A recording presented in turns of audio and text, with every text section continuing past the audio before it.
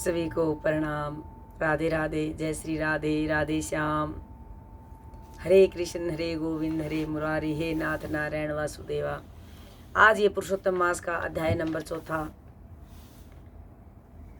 अधिक मास कहने लगा, हे नाथ, कल जैसे तीसरे अध्याय में बताया था कि वो उसको कोई नहीं मान रहा था, तब वो भगवान के पास गया और बोला कि हे नाथ, हे कृपा निधे, मलमास मेरा नाम है, मैं बलवानों से तिरस्कार होकर यहाँ आया हूँ, फिर आप मेरी रक्षा क्यों नहीं करते।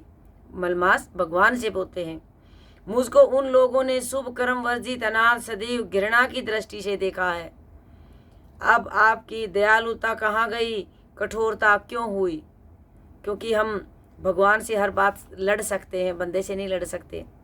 इस प्रकार भगवान से कहकर मलिन मुख मलमल श्री कृष्ण के आगे आंसू बहाता हुआ बैठ गया। तब द्रवीभूत हरि आगे बैठे दीन बंदन मलमास से कहने लगे कि हे तात, तुम अत्यंत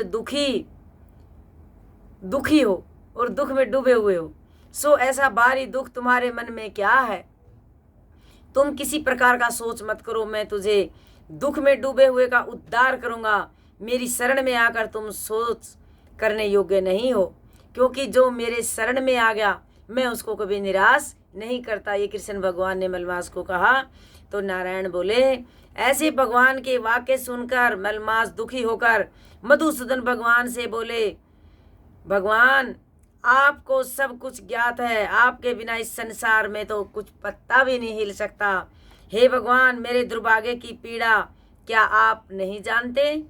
तो भी नाथ, दुख रूपी फांस में फंसा हुआ जैसा दुख किसी को न हुआ न देखा, सो आपसे कहता हूँ, अक्षण लाओ मृहुत पक्ष मास और दिन रात अपने स्वामी की आज्ञा से सदा बह रहित होकर आनंद करते हैं, परंतु न मेरा कोई नाम है, न मेरा कोई धर्म है, न मेरा कोई मुझको आश्रय देने वाला है। इसी से सब देवताओं ने मेरा निरादर कर दिया है और सब कर्मों में यह मलमास वर्जित है।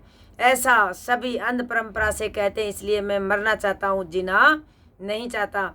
हे नारद जी, मैं मरूंगा, मैं मरूंगा, मैं मरूंगा, इस बार 3 बार कह के, इस प्रकार बारंबार कह के मलमास शांत हो गया और बड़े दुखी था। अब ये अगला अध्याय 5वें में आपको कल सुनाऊंगी। बोलिए जय श्री राधे।